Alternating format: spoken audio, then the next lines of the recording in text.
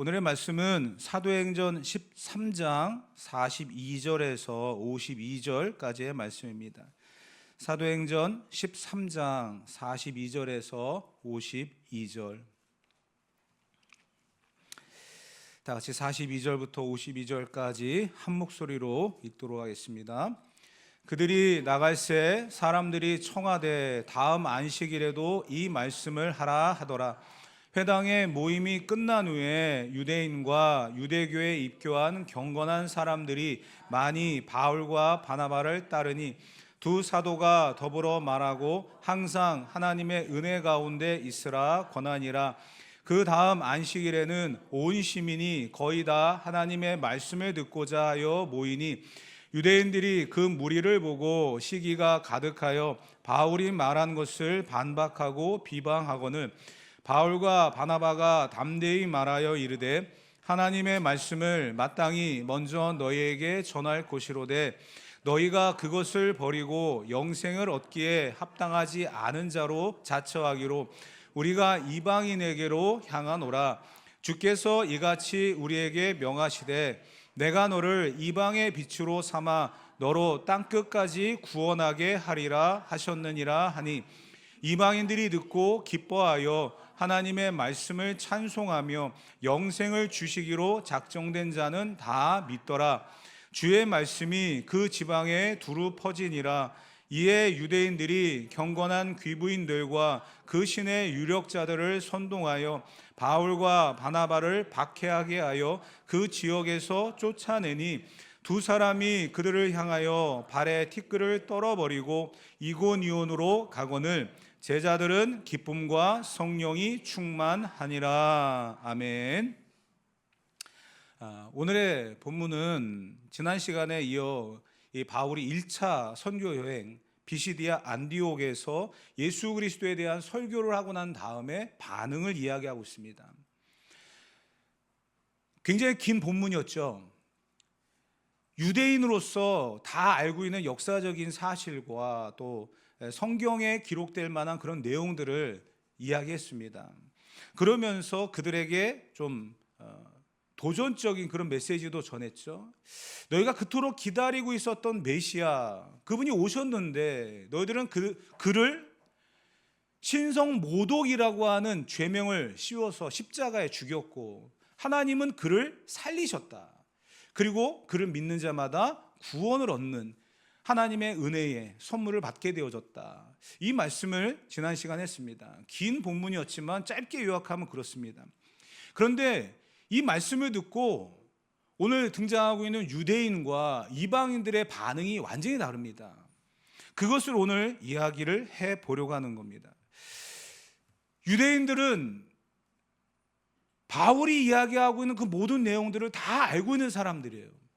그럼에도 불구하고 바울의 이야기에 시기와 질투를 하게 되어지고요. 이방인들은 자기들을 향한 하나님의 놀라운 구원의 메시지를 듣고 기뻐했다. 이것이 바로 오늘 본문의 핵심입니다. 그런데 이 시작이 참 재미있어요. 42절 말씀 한번 다 같이 읽어보도록 합시다. 42절, 본문 42절입니다. 그들이 나갈새 사람들이 청하되 다음 안식일에도 이 말씀을 하라 하더라. 아멘. 지금 이 바울의 바나바의 설교를 듣고 있는 사람들의 반응이 어떻습니까? 다음 안식일에도 이 말씀을 하라. 이렇게 이야기했다는 거예요. 다음 안식일에도 이 말씀을 하라. 정말 그들에게는 유대인들에게는 시기와 질투를 불러올 만한 그런 메시지였지만 이방인들에게는 또 듣고 싶은 이야기, 그런 메시지였다는 거예요. 그런데 그 다음 안식일에 어떤 일이 벌어졌느냐? 44절 다 같이 한번 봅시다. 그 다음 안식일에는 온 시민이 거의 다 하나님의 말씀을 듣고자 하여 모이니. 아멘. 그 다음 안식일에 온 시민이, 비시디아 안디옥에 있는 온 시민이 거의 다 하나님의 말씀을 듣기 위해서 모였다라고 이야기합니다. 정말 대단한 반응이죠. 바울의 메시지 뻔한 이야기예요. 다 알고 있는 이야기예요. 그렇지만 거기에 한 가지 추가된 것이 있다고 한다면 예수님 메시아가 이 땅에 오셨고 그분이 우리의 구원자다. 그를 믿는 자마다 멸망치 않고 영생을 얻는다. 하나님이 그렇게 하시기로 하셨다. 이 메시지가 선포되어졌을 때 그 말씀을 듣는 사람들의 반응이 그 이야기를 다음 주에도 해주십시오. 그런데 그것은 거짓이 아니었고요, 그냥 인사치레가 아니었다는 거예요. 그 다음 주에 어떤 일이 벌어졌다고요? 온 시민이 거의 다 모여서 하나님의 말씀을 듣고자 했다라는 거예요. 여러분들은 왜 이 상황에서 아멘이란 말이 안 나옵니까? 여러분들은 오늘 억지로 끌려 나오셨습니까? 하나님의 말씀을 듣기에 나오셨습니까? 정말 우리는 이러한 마음을 갖고 살아가야 돼요. 하나님의 말씀을 듣고 그 말씀대로 살아가려고 하는 그런 몸부림이 우리 가운데 있어야 될 줄 믿습니다. 그게 거룩이고요, 그게 경건이에요. 그러한 삶을 살아가고자 하는 자들에게 주시는 은혜와 기쁨이 우리 가운데 있는 줄 믿습니다. 그런데 이 말씀을 선포할 때 온 시민들이 모여서 말씀을 듣는 그런 일이 벌어졌는데 그 가운데 특별한 한 무리가 있었다는 거예요. 그게 바로 유대인들입니다. 그런데 이 유대인들은요, 상대를 알기 위해서 왔어요. 바울이 무슨 말을 하는지, 바울이 하는 말 중에서 트집을 잡고 틀린 부분을 끄집어내서 지적하고 비방하려고 하는 목적이 그들에게 있었습니다. 그런데 이들은 처음부터 의도가 있었어요. 그들은 처음부터 바울과 바나바를 실수와 그들의 말에 잘못된 부분들을 지적하고자 이곳에 의도를 갖고 왔습니다. 42절 초반에 보게 되어지면 그들이 나갔다라고 되어 있어요. 바울이 말씀을 전하고 있는 그 현장에서 그들은 분노하며 나갔습니다. 그런데 그 나가게 된 이유가 무엇이냐면 38절과 39절에 바울의 설교 내용 중에서 이 말을 듣고 이들이 나간 거예요. 38절과 39절을 다 같이 한번 다시 읽어보도록 합시다. 그러므로 형제들아, 너희가 알 것은 이 사람을 힘입어 죄사함을 너희에게 전하는 이것이며, 또 모세의 율법으로 너희가 의롭다 하심을 얻지 못하던 모든 일에도 이 사람을 힘입어 모든 믿는 의롭다 하심을 얻는 이것이라. 아멘. 바울은 지금 이 사람이라고 이야기하고 있어요. 이 사람은 누굽니까? 예수 그리스도죠. 예수 그리스도를 힘입지 않고는 어떠한 인생도 의롭다함을 얻을 수가 없다. 동시에 누구라도 예수 그리스도를 힘입으면 의롭다함을 얻을 수 있다. 이게 바울의 핵심이거든요. 근데 그 말을 들은 유대인들의 반응은 분노했다는 거예요. 그 말을 하고 있는 그 장소에서 나가는, 자기들의 감정을 표출하고 있는 그런 유대인들의 모습을 보게 되어집니다. 왜 그럴까요? 유대인들은요, 알고 있어요. 자기의 행위대로 의롭다함을 받는다라고 알고 있다는 거예요. 그 이야기와 부딪히는 거죠. 바울은 예수 그리스도로 말미암아 의롭다함을 얻는다. 유대인들은 아닙니다. 내 행위대로 의롭다함을 받습니다. 완전히 다른 이야기예요. 왜 그러냐면 율법이 강조하고 있는 그 부분을 유대인들은 너무나 잘 알고 있기 때문이에요. 율법이 이야기하고 있는 것을 철저하게 지키는 사람들을 바리새인이라고 이야기했습니다. 바리새인들은 율법에 지시하고 있는 내용들을 철저하게 지키기 위해서 한 가지라도 어기게 되어지면 모든 것을 다 어긴다라고 하는 그런 기준을 가지고 살아왔던 사람들입니다. 그런데 자기가 그 행위에 옳은 대로 인정을 받고 의롭다 하심을 받는 자기 의에 충만했던 유대인들, 그 유대인들에게 정면으로 반박하는 바울의 이야기를 한번 들어보십시오. 행위대로 의롭다함을 받는 것이 아니라 우리는 예수 그리스도로 말미암아 의롭다 하심을 얻는다.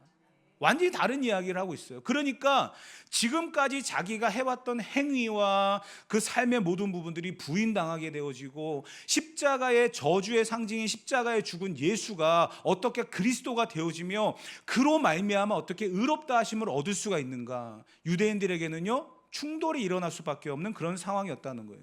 근데 한번 여러분 보십시오. 바울이 누구죠? 유대인 중에 유대인이며 바리새인 중에 바리새인입니다. 율법으로는 가말리엘의 문화에서 학문을 했던 최고의 율법 학자입니다.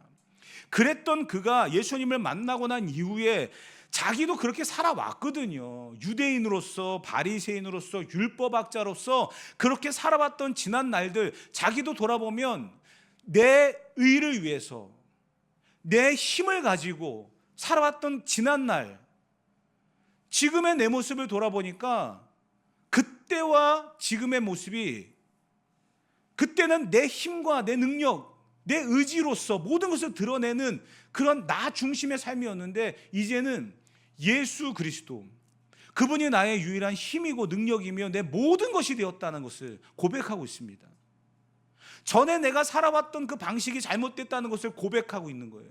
어쩌면 지금 분노를 표출하고 있는 유대인들, 그들보다도 더 월등한 그러한 유대인으로 살았던 사람이 바로 바울이거든요. 그랬던 그 바울이 전에는 내가 유대인 중에 유대인이고 바리새인 중에 바리새인이고 율법 학자로 살아왔지만, 그때 내가 그렇게 살아왔던 그 모든 삶이 잘못됐다는 것을 압니다. 그래서 나는 배설물로 여기고 다 버립니다. 그리고 내가 오직 예수, 그분을 아는 지혜에, 그 지식의 고상함을 인하여 난 그분 앞에 달려갑니다. 왜냐하면 내 힘과 능력으로 나는 의롭다 하심을 얻을 수 없고 오직 예수, 그분만이 나를 유일하게 의롭다 인정해 주시는 분이기 때문입니다. 이러한 고백을 지금 하고 있다는 거예요. 철저한 체험적인 간증이에요. 그런 이야기를 하고 있는데 45절 이렇게 기록되어 있습니다. 다 같이 읽어봅시다. 유대인들이 그 무리를 보고 시기가 가득하여 바울이 말한 것을 반박하고 비방하거늘.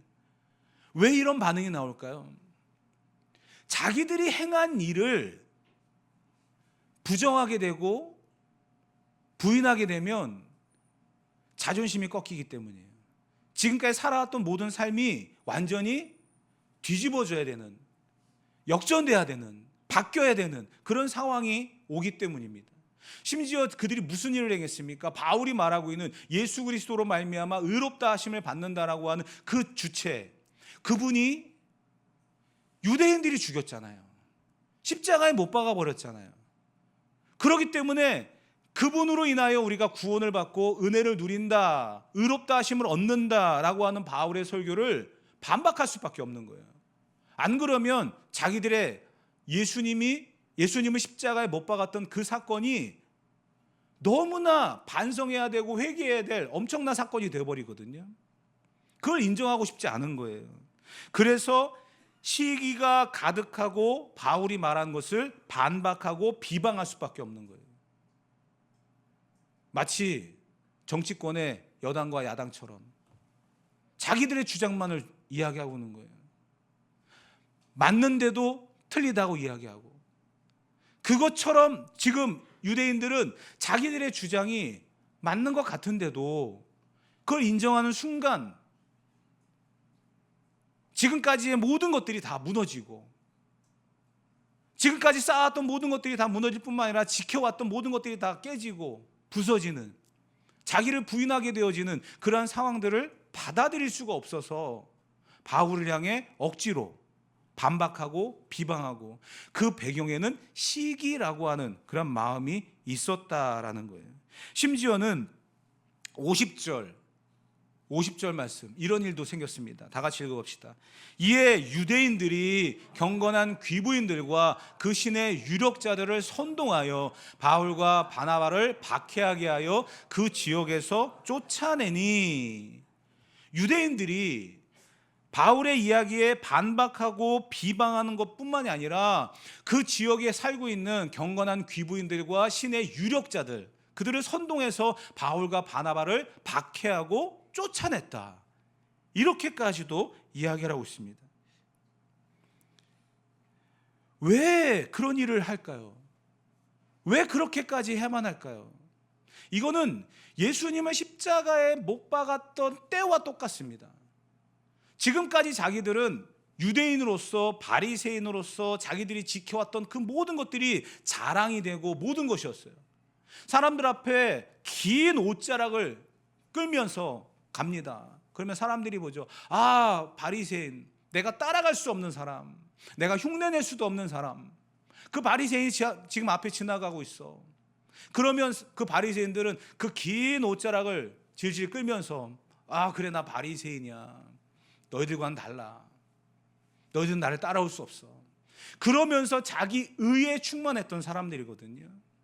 그런데 예수님이 등장했습니다. 그러면서 예수님은 그들의 삶과 정 다른, 왜냐하면 그들은 율법을 알고 있고 하나님을 알고 있음에도 불구하고 그들의 편의와 그들의 생각과 그들의 모든 상황으로 율법을 재해석해 버렸어요. 그렇기 때문에 예수님이 말씀하시잖아요. 너희에게 준 율법은 그것이 아닌데 너희는 왜 그렇게 살아가고 있느냐. 그러면서 새 계명을 너희에게 준다.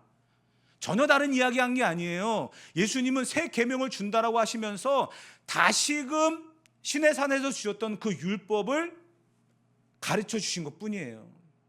그런데 자기들의 의와 자기들의 모든 공로와 이 모든 것들이 다 무너지게 되니까 예수님은 십자가에 못 박아 버렸잖아요.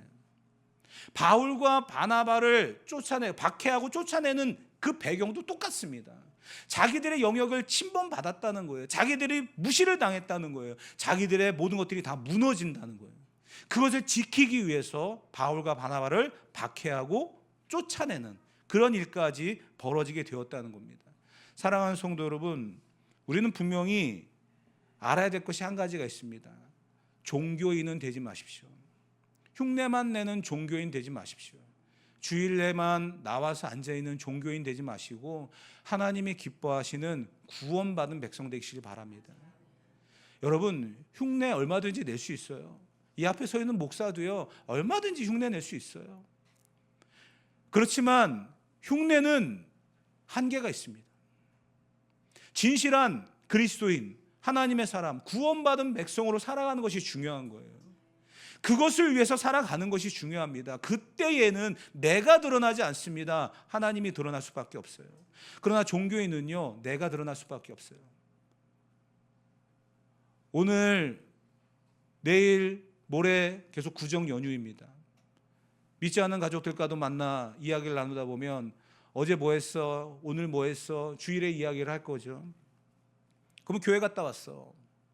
그러면서 단순하게 교회를 갔다 왔다는 거에만 이야기를 하고 표현해서도 안 됩니다. 하나님을 만나고 왔다. 하나님을 예배하고 왔다. 이것이 핵심인 거예요.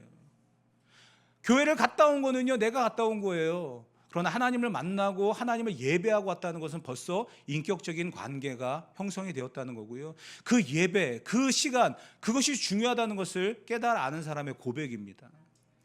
그것이 우리들의 모습이어야 된다는 거예요. 종교인이 되지 않고 하나님을 예배하는 자로 살아갈 때에 그곳에는 무엇이 있을까요? 우리가 항상 사모하는 그 한 단어가 있습니다. 하나님의 은혜가 임하는 줄 믿습니다. 43절 다 같이 한번 읽어보도록 합시다. 회당의 모임이 끝난 후에 유대인과 유대교에 입교한 경건한 사람들이 많이 바울과 바나바를 따르니 두 사도가 더불어 말하고 항상 하나님의 은혜 가운데 있으라 권하니라. 아멘. 하나님을 예배하는 자, 하나님의 은혜를 아는 자, 하나님께서 나와 함께 하심을 믿는 자들에게 이러한 은혜가 항상 임하는 줄 믿습니다. 그게 우리들의 전부가 되어야 되는 거죠. 은혜 없이 살아갈 수 없습니다. 은혜가 우리에게 중요합니다. 모든 것을 하나님 앞에 돌릴 줄 아는, 모든 것을 하나님이 하셨다라고 인정할 줄 아는 그것이 우리의 삶의 전부가 되어야 된다는 거예요. 다시 말하면 하나님을 의지한다. 그것이 우리들의 삶의 고백이 되어야 된다는 겁니다. 그런데 여러분, 단어만 들어본다고 한다면 전혀 다른 그런 부분이 될 수 있어요. 왜냐하면 시기와 비방과 박해를 하고 있는 유대인들이 굉장히 세 보이고 무서워 보이고 그렇습니다. 그런데요, 그들과 다르게 하나님의 은혜가 임한 사람들에게는요, 또 다른 무언가가 있더라고요. 그들이 세 보이고 두려워 보이고 무서워 보여요. 그렇기 때문에 굴복하고 변명하고 무너지고 하는 그런 모습들도 있지 않습니까? 근데 하나님의 사람, 하나님의 은혜가 임하는 사람들에게는요, 또 다른 무언가가 있어요. 오늘 본문이 그것을 우리에게 강조하고 있습니다. 첫 번째, 46절입니다. 다 같이 한번 읽어보도록 합시다. 바울과 바나바가 담대히 말하여 이르되 하나님의 말씀을 마땅히 먼저 너희에게 전할 것이로되 너희가 그것을 버리고 영생을 얻기에 합당하지 않은 자로 자처하기로 우리가 이방인에게로 향하노라. 아멘. 무엇을 이야기하냐면 담대히 설 수 있고 말할 수 있게 하신다는 거예요. 유대인들이 갖고 있는 지식과 경험과 그들의 삶의 모든 것들이 두려울 수 있습니다. 우리는 이렇게 살아왔고 그것이 맞다, 너희들하는 게 틀리다라고 하면서 이치에 맞는 그런 이야기를 할 때에 주눅들 수도 있습니다. 그런데 그 상황 속에서 바울과 바나바가 이야기하고 있는 하나님의 은혜 가운데 있는 사람의 특징은 담대하다는 거예요. 왜? 복음이니까. 그것이 진리이기 때문에. 그 복음의 진리가 우리 가운데 있음을 인하여 우리는 담대할 수 있다라는 사실이에요. 그래서 이 은혜를 아는 사람들은요, 십자가 앞에서도 순교의 자리에서도 부인하지 않습니다. 뒤로 물러서지 않습니다. 왜냐하면 이 구원의 은혜, 그 복음이라고 하는 진리가 내 안에 있음을 알기에 담대하다는 거예요. 이거는 세상이 말하는 용기와는 다른 거예요. 세상이 말하고 있는 그 담대함과는 차이가 있는 거예요. 하나님의 은혜로 임한 담대함은요, 그 모든 것들을 초월합니다. 그 모든 것들을 이긴다는 거예요. 그러한 담대함이 우리 가운데 있다라는 것을 우리는 분명히 알아야 될 것입니다. 또한 두 번째, 47절 말씀이에요. 다 같이 한번 읽어보도록 합시다. 주께서 이같이 우리에게 명하시되 내가 너를 이방의 빛으로 삼아 너로 땅끝까지 구원하게 하리라 하셨느니라. 아멘. 하나님의 은혜를 아는 사람들에게는요, 세상이 알지 못하는 담대함이 있습니다.